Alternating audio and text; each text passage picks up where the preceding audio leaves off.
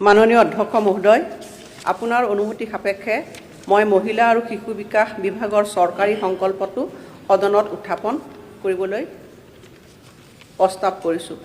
মোৰ প্ৰস্তাৱটো হ'ল যে এই সদনে অভিমত পোষণ কৰে যে নাৰী শক্তিক সন্মান জনোৱা আৰু মহিলাসকলৰ সৰ্বাংগীন বিকাশ তথা সবলীকৰণ নিশ্চিত কৰাৰ উদ্দেশ্যে সমষ্টিৰ সীমা নিৰ্ধাৰণৰ প্ৰক্ৰিয়া সম্পূৰ্ণ কৰাৰ পাছত দেশৰ সংসদ আৰু সকলো বিধানসভাত মহিলাৰ বাবে 1/3 আসন তাৎক্ষণিকভাৱে সংৰক্ষণ কাৰ্যকৰী কৰা হওক। অধ্যক্ষ মহোদয়, মই ৰিজলিউশ্যনটোৰ বিষয়ে চমুকে দুআষাৰ সদনত অৱগত কৰিব বিচাৰিছোঁ। অধ্যক্ষ মহোদয়, আমি সকলোৱে জানো যে আমাৰ ৰাষ্ট্ৰত মহিলাক সদায় সন্মান জনোৱা হয় আৰু আমি দেখিছোঁ যে আমাৰ মহিলাসকলক নাৰীক সন্মান জনাই আহিছে। নাৰীক আমি এই ৰাষ্ট্ৰত বিভিন্ন নামেৰে আমি অলংকৃত কৰিছোঁ।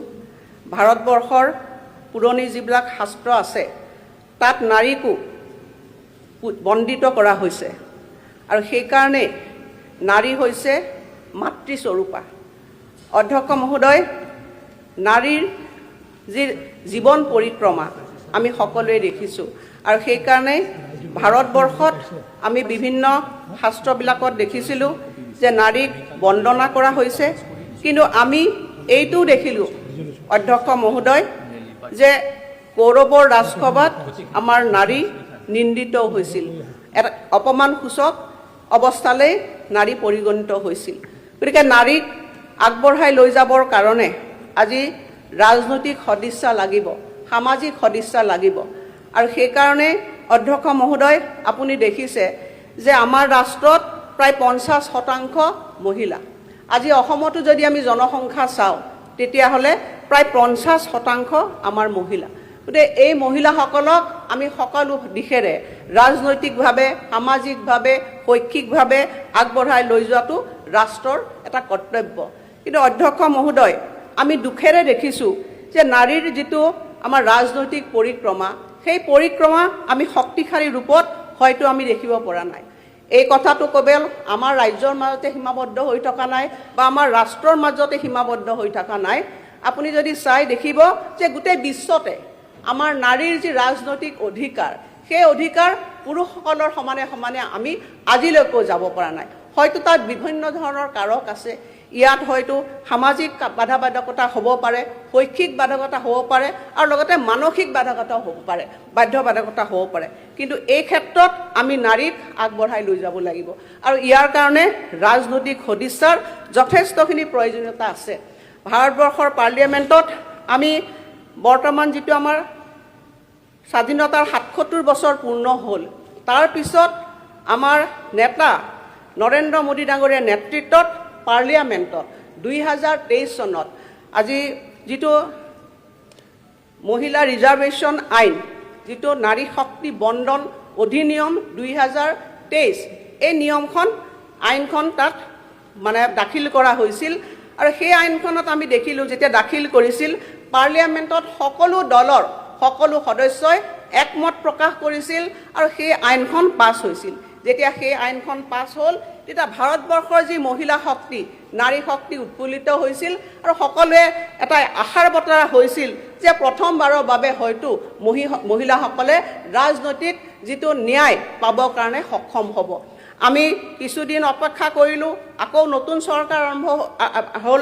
নতুন চৰকাৰ হোৱাৰ পিছত যোৱা 2026 চনৰ যি 16 এপ্ৰিল, সেই 16 এপ্ৰিলত এই আইনখন, সংবিধান সংশোধনী আইনখন আকৌ পাৰ্লিয়ামেণ্টত উপস্থাপন কৰা হৈছিল। ইয়াত যিখিনি আগৰ আইনখনৰ যিটো নিয়ম আছিল সেইমতে 3খন, যাতে ইয়াত সোনকালে কাৰ্যকৰী কৰিব পাৰে, 3খন ইয়াত বিধেয়ক উত্থাপন কৰা হৈছিল। 1 নম্বৰতে হৈছিল সংবিধান 131তম সংশোধন বিধেয়ক 2026, দ্বিতীয়তে কেন্দ্ৰীয় শাসিত অঞ্চল আইন সংশোধন বিধেয়ক 2026 আৰু ডিলিমিটেশ্যন বিধেয়ক 2026। দুটা দিন ধৰি পাৰ্লিয়ামেণ্টত যথেষ্ট ডিবেট হৈছিল আৰু পিছত আমি দেখিলোঁ যে 18 এপ্ৰিলৰ দিনা এই আইনখন আমি যিটো পাছ হ'ব বুলি ভাবিছিলোঁ, কিন্তু এই আইনখন পাছ নহ'ল। গতিকে অতি দুৰ্ভাগ্যৰ কথা যে নাৰী শক্তিয়ে ইমান দিনে স্বাধীনতাৰ 77 বছৰৰ পিছত পাৰ্লিয়ামেণ্টত তেওঁলোকৰ যি ৰাজনৈতিক অধিকাৰ 33% ৰিজাৰ্ভেশ্যন, এই আইনখনৰ জৰিয়তে ৰাজনৈতিক উত্তৰণৰ যিটো তেওঁলোকে আশা পোষণ কৰিছিল, সেইটো এটা আশাত চেঁচা পানী ঢালিলে। আৰু তাৰপিছত প্ৰধানমন্ত্ৰী নৰেন্দ্ৰ মোদী ডাঙৰীয়াই কৈছিল যে আমি যেনেধৰণে হওক এই আইনখন ভৱিষ্যতে মহিলাসকলৰ উত্তৰণৰ কাৰণে এই আইনখন আমি পাছ কৰিবৰ কাৰণে আমি প্ৰচেষ্টা গ্ৰহণ কৰিম। আৰু মই সঁচাকৈ এগৰাকী মহিলাৰ প্ৰতিনিধি হিচাপে আজি আচলতে এই ঐতিহাসিক ৰিজলিউশ্যনটো অধ্যক্ষ মহোদয় আপোনাৰ নেতৃত্বত এই বিধানসভাত সৰ্বসন্মতিক্ৰমে প্ৰস্তাৱটো গৃহীত হোৱাটো বিচাৰিছোঁ। এইকাৰণে আমি সকলোৱে জানো যে আমি এই বিধানসভাত অধ্যক্ষ মহোদয় মই 2001 চনৰ পৰা এগৰাকী প্ৰতিনিধি হিচাপে আছোঁ, কিন্তু আমি এই বিধানসভাত দেখিছিলোঁ যে আমাৰ ৰিপ্ৰেজেণ্টেশ্যন দিনে দিনে বাঢ়িছে নে কমিছে। গতিকে আমি ভাবোঁ যে মহিলাসকলক যদি ৰাজনৈতিকভাৱে আমি আগবঢ়াই লৈ যাব লাগে, এই ৰিজাৰ্ভেশ্যন বিলখনৰ যথেষ্ট প্ৰয়োজনীয়তা আছে। গতিকে এই বিলখন যাতে ভৱিষ্যতে যাতে আইনত পৰিণত হয়, আমাৰ পাৰ্লিয়ামেণ্ট বা ৰাজ্যসভাত যি 2/3 মেজৰিটি লাগে সেই লৈ পেলাই যাতে এই বিলখন যাতে পাছ হয়, তাৰ কাৰণে ৰাজ্য চৰকাৰবোৰে আমি দেখিলোঁ অকল অসমেই নহয়, বহুকেইখন ৰাজ্যই ইতিমধ্যে মধ্যপ্ৰদেশত তেওঁলোকেও এখন ৰিজলিউশ্যন পাছ কৰিছে আৰু NDA শাসিত যিমানবিলাক ৰাজ্য আছে তেওঁলোকে বিভিন্ন ধৰণৰ ৰিজলিউশ্যনেৰে মানে এপিল কৰিছে হাউচক যাতে এই ৰিজলিউশ্যনটো পাছ কৰিব লাগে আৰু ভৱিষ্যতে মহিলাৰ যি ৰাজনৈতিক সুৰক্ষা, মহিলাৰ যি ৰাজনৈতিক উত্তৰণ, সেই যাত্ৰাত এই আইনখন পাছ হ'ব লাগে। গতিকে মই সেইখিনি কথাৰে চৰকাৰৰ ফালৰ পৰা চৰকাৰৰ সম্পূৰ্ণ ধৰণৰ সদিচ্ছা আছে। আমাৰ বৰ্তমান যিখন নতুন চৰকাৰ মুখ্যমন্ত্ৰী হিমন্ত বিশ্ব শৰ্মা ডাঙৰীয়াৰ নেতৃত্বত হৈছে, এই চৰকাৰখনে আন্তৰিকতাৰে কামনা কৰে যে মহিলাৰ ৰাজনৈতিক উত্তৰণ হ'ব লাগে আৰু সেইকাৰণে সেই উত্তৰণৰ কাৰণে আজি মই এই ৰিজলিউশ্যনটো আনিছোঁ। গতিকে পুনৰবাৰ মই হাউচক সকলোলৈকে মই আবেদন জনাইছোঁ যে এই ৰিজলিউশ্যনটো সৰ্বসন্মতভাৱে ইয়াত দলমত নিৰ্বিশেষে ইয়াত পাছ হ'ব লাগে, যাতে অসম বিধানসভাই এটা নজিৰ ৰাখে যে মহিলাসকলক ৰাজনৈতিক উত্তৰণৰ কাৰণে সকলোৰে সহমত আছে। এইখিনি কথাকে মই জনাইছোঁ অধ্যক্ষ মহোদয়।